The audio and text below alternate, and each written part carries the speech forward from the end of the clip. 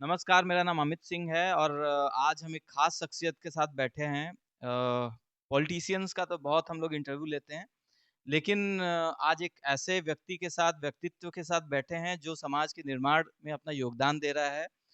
इनका नाम कुणाल सिंह है, ये इंडियन आर्मी से रिटायर्ड हैं। इन्होंने इंडियन आर्मी से 2020 में रिटायरमेंट लिया और एक अकेडमी का इन्होंने स्थापना किया, उसका नाम राफ़ेल अकेडमी है। तो आइए इनसे एक बार रूबरू कराते हैं और इनका इंट्रोडक्शन लेते हैं और इनसे पूछते हैं कि क्या इनका विज़न है। बहुत-बहुत धन्यवाद सर हमें समय देने के लिए। आप प्लीज़ अपने बारे में बता दीजिए और अपना विज़न बता दीजिए कि क्या है और फ्यूचर में आप इस अकेडमी को कहाँ ले जाना चाहते हैं? बहुत-बहुत धन्यवाद।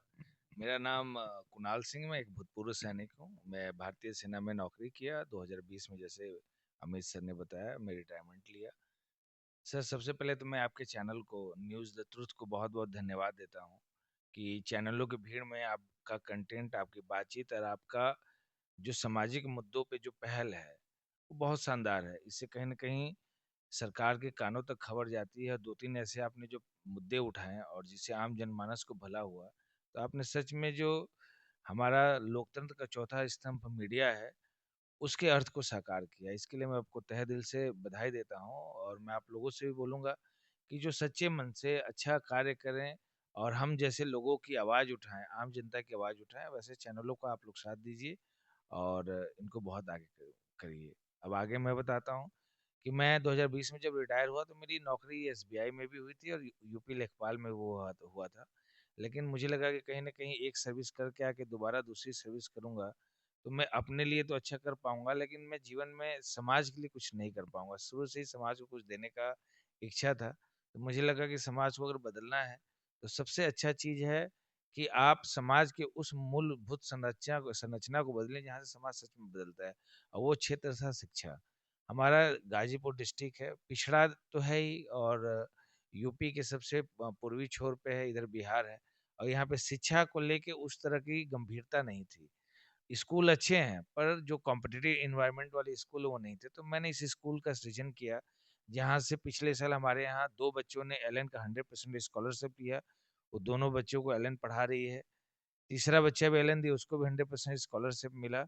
उसके बाद 2 बच्चे यूपी सैनिक स्कूल में गए। ऑल ओवर इंडिया से 80 सीट थी, जिसमें से हमारे छोटे से अकेडमी से 2 बच्चे गए। 20 बच्चों ने सैनिक स्कूल दिया था, ऑल ओवर इंडिया सैनिक स्कूल, उसमें से 19 बच्चे सेलेक्ट हुए पिछली साल। आरएमएस में भी बच्चों ने क्वालिफाई किया था, पर मेरिट में नहीं आ पाए। इस साल अभी पहला टेस्ट 14 बच्चों ने पीडब्ल्यू एनसेट दिया था, जिसमें से 14 बच्चों ने ही क्वालिफाई किया और लगभग-लगभग सभी बच्चों का मोर देन 70% स्कॉलर मिला। एक बच्चे को 90 प्लस स्कॉलरशिप मिला है, उसको एलएन अरे पीडब्ल्यू एक तरीके से पढ़ा रहा है।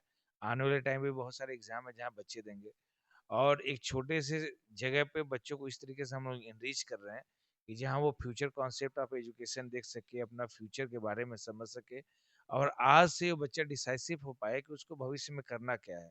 वो हम टूल दे रहे हैं। बोला गया है कि दुनिया में अगर किसी इंसान को आगे बढ़ाना है, if you want a human to be grateful और being a grateful, you should provide a tool. तो उसको आप दीजिए, एक बंदर को भी आप कुछ अस्त्र शस्त्र देंगे तो उसको कुछ ना कुछ 1-2 दिन 4 दिन बाद उपयोग करना स्टार्ट कर देगा। तो आप हमारी ज़िम्मेदारी कि बच्चों को वो रास्ता और वो टूल दिया जाए, बच्चा अपने आप रास्ता बनाता चला जाएगा, उसी का प्रयास है सर। अ, बहुत-बहुत धन्यवाद हमारे चैनल के बारे में बोलने के लिए। ये मतलब हमने जब स्टार्ट किया था तभी हम लोगों ने ये सोचा था कि हम लोग कुछ हट के करेंगे।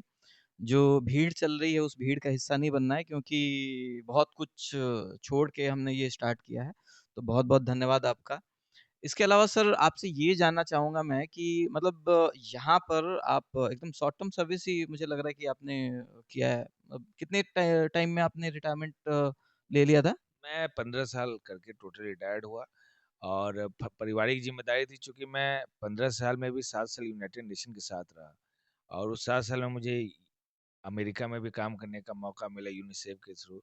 मैं इज़राइल में भी रहा, मैं कांगो में रहा, लेबनान में रहा, हैती में रहा, उसके बाद एक टूर मुझे जापान का भी मिला था, तो बड़ा एक्सपोज़र मिला मुझे कि वहाँ पे कैसे पढ़ाई होती है, क्या होती है। तो कहीं न कहीं वो दिमाग में था कि वो सब चीज़ें लाके हम लोग इंडिया के अंदर दें, बच्चों को दें, ताकि बच्चे सच में सामग्रिक विकास करके अपने भविष्य को अच्छे से सँजो सकें।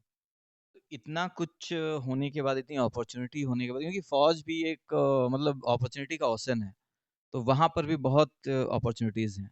तो उसको छोड़ के आपने ये फ़ील्ड क्यों चुना? असल बात सर, जो मेरी सर्विस कंटिन्यूटी थी, उसमें हमेशा मुझे अपने परिवार से दूर ही रहना पड़ा। मैं शुरू में 3 साल फील्ड एरिया में रहा, जम्मू एंड कश्मीर में सर्विस की। उसके बाद 1 साल के लिए मैं पीस में आया, वहाँ पे मैं भटिंडा में था। उसके बाद मुझे तुरंत आर्मी वॉर कॉलेज मिल गया, वहाँ पे मैं 3 साल का पोस्टेड रहा, तो वहाँ पे भी काफ़ी ज़्यादा सेंसिटिव पोस्टिंग थी। और चूँकि उसी टाइम तुरंत शादी हुई थी, तो कहीं न कहीं परिवार में साथ ही में नहीं रख पाया था।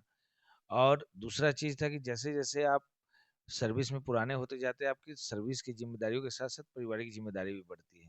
तो एक टाइम आया कि मैं पिछले 15 साल से, जब से शादी हुई, तो मैं परिवार के साथ रह नहीं रहा था। तो मैंने निर्णय लिया कि चलिए देश सेवा भी मैंने कर ली, अब क्यों ना क्यों अपने परिवार के साथ-साथ समाज की भी सेवा की तरफ आगे बढ़ूँ। तब मैंने निर्णय लिया कि अब मुझे फ़ौज छोड़ के समाज और परिवार की तरफ आना चाहिए।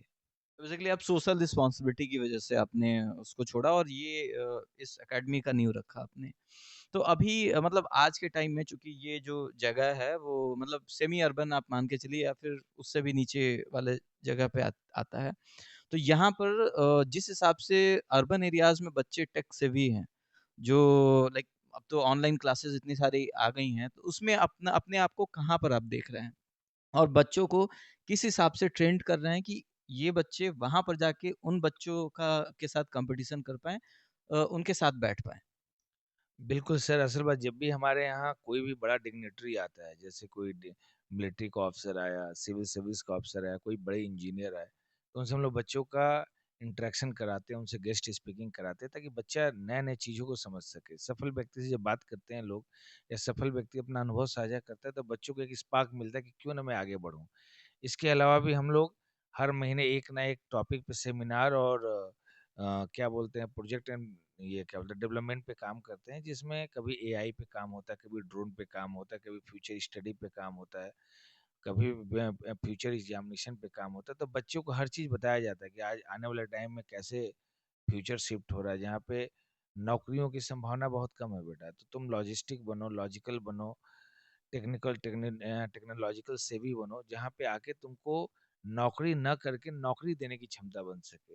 एक एंटरप्रेन्योरियल माइंडसेट बच्चों की तरफ डेवलप किया जाए, तो इन सब चीज़ों के लिए एक बड़ी बाधा थी इंग्लिश। तो हम लोगों ने सबसे पहले इंग्लिश की बाधा पे ही दूर किया। बच्चों को सराउंडिंग एडॉप्टेबिलिटी सिखाई कि कैसे बच्चा आसपास के समाज, आसपास के न्यूज़, आसपास के कंटेंट को लेके चलता है।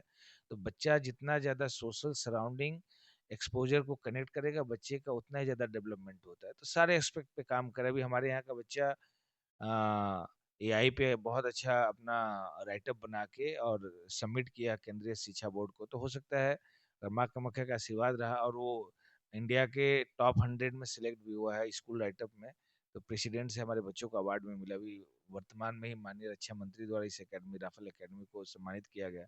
ऑल ओवर इंडिया से 9 लोग चुने गए थे, जिसमें 9 लोग विभिन्न-विभिन्न क्षेत्र से शिक्षा के क्षेत्र से मुझे चुना गया। तो ये मेरी सफलता नहीं है, ये कहीं न कहीं हमारे बच्चों का परिश्रम, गाँव का सम्मान और गाँव का साथ की वजह से ही ये सारी सफलताएँ मिली हैं।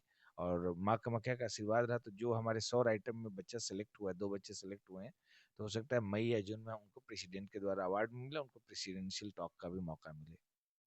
अच्छा ये तो हो गई आप मतलब आपके विज़न और अवार्ड्स की बात जो इस अकेडमी को मिले। बहुत कम समय मुझे लग रहा है 2-3 सालों में ही ये सारे अवार्ड्स मिल गए हैं।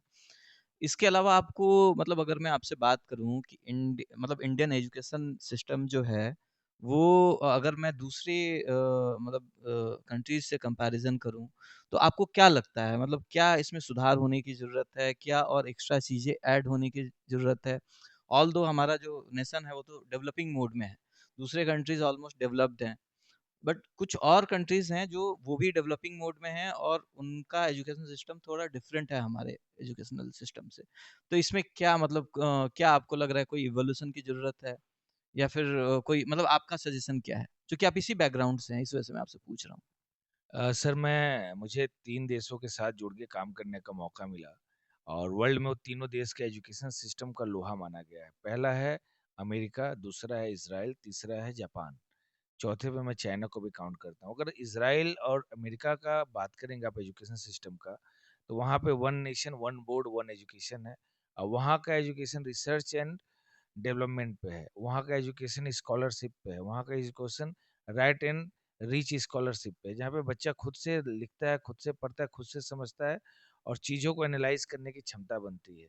इसी तरह आप जापान में जाएंगे तो जापान का एजुकेशन सिस्टम सेल्फ एविडेंट और लर्न टू फ्री है। मतलब आप कितना ज़्यादा ऑर्गेनाइज्ड होकर चीज़ों को पढ़ रहे हैं, कितना ज़्यादा सोशल है, कितनी ज़्यादा डिसिप्लिन है, इनका फोकस उस पे रहता है। फिर बच्चा जैसे जैसे अपना इंटरेस्ट इवेलुएट करता है वैसे वैसे उसका स्ट्रीम बदलता चला जाता है। वहाँ पे कोई लिमिटेशन नहीं कि आपको मैथ पढ़ना है, साइंस पढ़ना है।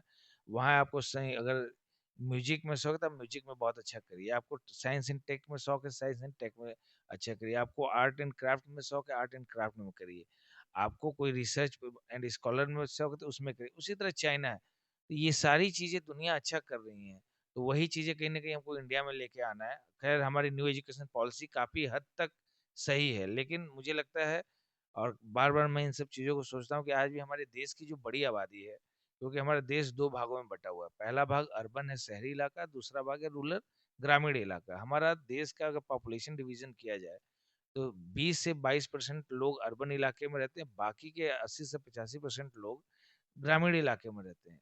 तो जब तक हम ग्रामीण को समृद्ध नहीं करेंगे तब तक हमारा देश बदलने वाला नहीं है। तो गवर्नमेंट को one nation one education one board का प्लान करना चाहिए। शहरी क्षेत्र में या ग्रामीण क्षेत्र में इस तरह के स्कूल बनाने चाहिए जहाँ पे गवर्नमेंट स्कूल ही अच्छा से परफॉर्म करे, ताकि प्राइवेट स्कूल पर डिपेंडेंसी ना हो। क्योंकि जब गवर्नमेंट फेल होती है तभी प्राइवेट स्कूल अपना स्टेप बनाते हैं और धन उगाही भी करते हैं, पैसे भी लेते हैं। उनकी मजबूरी में जब आप अच्छा शिक्षा दे रहे हैं तो भाई अच्छे टीचर लाने, अच्छी व्यवस्थाएं देनी है। जबकि गवर्नमेंट स्कूल में टीचरों को अच्छी सैलरी है, केवल व्यवस्थाओं के नाम पे गवर्नमेंट उस तरह की चीज़ों को नहीं संचालित कर पा रही है। तो वो सारी चीज़ें लेके आए, बदलाव आपको दिखने लग जाएगा। क्योंकि देखिए, बहुत गंभीरता से मैं बात कर रहा हूँ अपने मीडिया बंधुओं से कि देश की आबादी 150 करोड़ है। सेंट्रल गवर्नमेंट और स्टेट गवर्नमेंट के ज्वाइंट अगर नौकरी, डायरेक्ट और इनडायरेक्ट डिपेंडेंटिंग नौकरी की कैलकुलेशन की जाए तो 2 से ढाई करोड़ होगी। उसके बाद की नौकरियां क्या हैं? उसके बाद कहीं न कहीं प्राइवेट सेक्टर की नौकरियां बचती हैं, सेल्फ एम्प्लॉयमेंट बचता है, बिज़नेस कंजक्शंस बचते हैं या सेल्फ एंटरप्रेन्योरशिप बचता है। तो जब 1,48,000 आबादी उस तरफ है, तो वहीं क्यों ना लोगों को मजबूत किया जाए, लोगों को कुटीर उद्योग की तरफ जोड़ा जाए, लोगों को इलेक्ट्रॉनिक स्किल की तरफ जोड़ा जाए। एजुकेशन, छात्र के एजुकेशन को इस तरीके से किया जाए कि बच्चा शुरू से आइडेंटिफाई कर ले उसको करना क्या है। उसको आर्ट क्राफ्ट्स में जाना है, साइंस में जाना है, लिटरेचर में जाना है, पोएट्री में जाना है, म्यूजिक में जाना है, ड्रामा में जाना है, फैशन में जाना है, या क्या बोलते हैं एआई में जाना है, या जो दुनिया के अपकमिंग टेक्नोलॉजी है उसमें जाना है। तो बच्चा अगर डे वन से अपने इंटरेस्ट के हिसाब से डिसाइड कर लेगा तो उसको दुनिया में कोई उसको पीछे नहीं कर सकता है। तो हमें बच्चे के इंटरेस्ट के हिसाब से बच्चे को आगे बढ़ाना चाहिए, और वही आने वाले भविष्य हैं और वही आने वाला एजुकेशन मॉड्यूल होना चाहिए। हालांकि भारतीय सरकार न्यू एजुकेशन पॉलिसी के हिसाब से उस पर काम कर रही है, पर वो अभी ग्राउंड पे कहीं दिख नहीं रहा है।